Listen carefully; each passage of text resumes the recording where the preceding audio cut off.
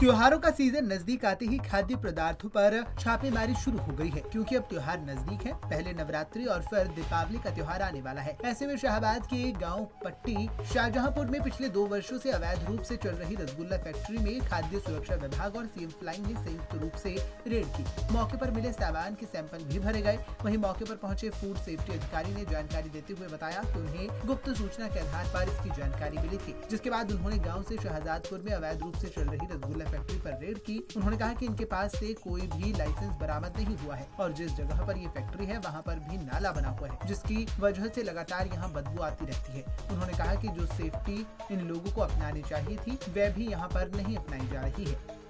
आज पट्टी शाहजहांपुर में सीएम फ्लाइंग की टीम के साथ खाद्य सुरक्षा विभाग की टीम ने रेड की है। रसगुल्ला फैक्ट्री यहाँ पे मिली है हमें। इस रसगुल्ला फैक्ट्री का कोई लाइसेंस अभी तक इन्होंने नहीं बनवाया हुआ, लगभग 2 साल से ये चल रही है।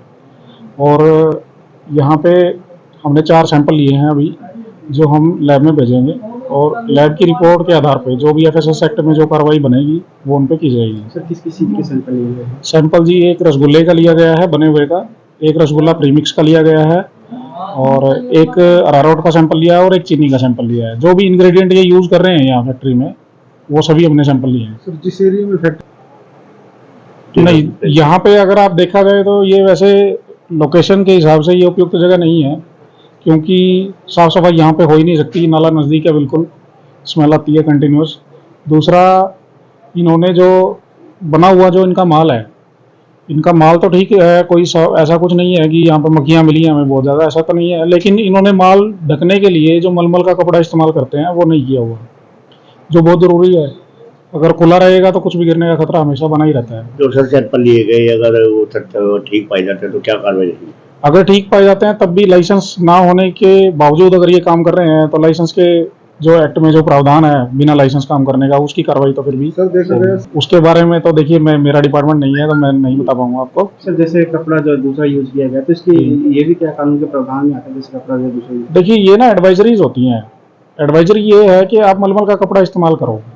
कुछ चीज़ें होती हैं जो कानून में लिखित हैं, कुछ होती हैं जो एडवाइजरी होती हैं, जो हम सलाह देते हैं लोगों को, तो ये उनमें से है।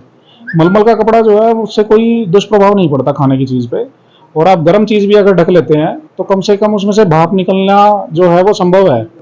तो कई बार जो एक बहाना है जो अक्सर बनाते हैं जो फूड बिजनेस ऑपरेटर हैं, वो कहते हैं कि जी गर्म का नाम ढकेंगे तो खराब हो जाएगा। तो वो जो है इस चीज़ को ख़त्म करने के लिए ही है। और ये तो हम बहुत पहले भी देखते आते हैं, हमारे घरों में भी हमने इस्तेमाल किया होगा, ये तो कोई नई चीज़ नहीं है। खैर, बिना लाइसेंस के चल रही इस रसगुल्ला फैक्ट्री पर रेड कर खाद्य सुरक्षा विभाग की ओर से सैंपल भरने के बाद आगे भेज दिए गए हैं। ऐसे में देखना ये होगा कि अगर लैब में भेजे गए सैंपलों की रिपोर्ट ठीक नहीं आती है तो इन पर क्या कुछ कार्रवाई की जाएगी, क्योंकि बिना लाइसेंस के काम करने के विरोध में तो विभाग द्वारा कार्रवाई की जाएगी, ताकि कोई भी व्यक्ति लोगों के स्वास्थ्य के साथ खिलवाड़ न कर सके। पंजाब केसरी टीवी के लिए कुरुक्षेत्र से अशोक यादव की रिपोर्ट।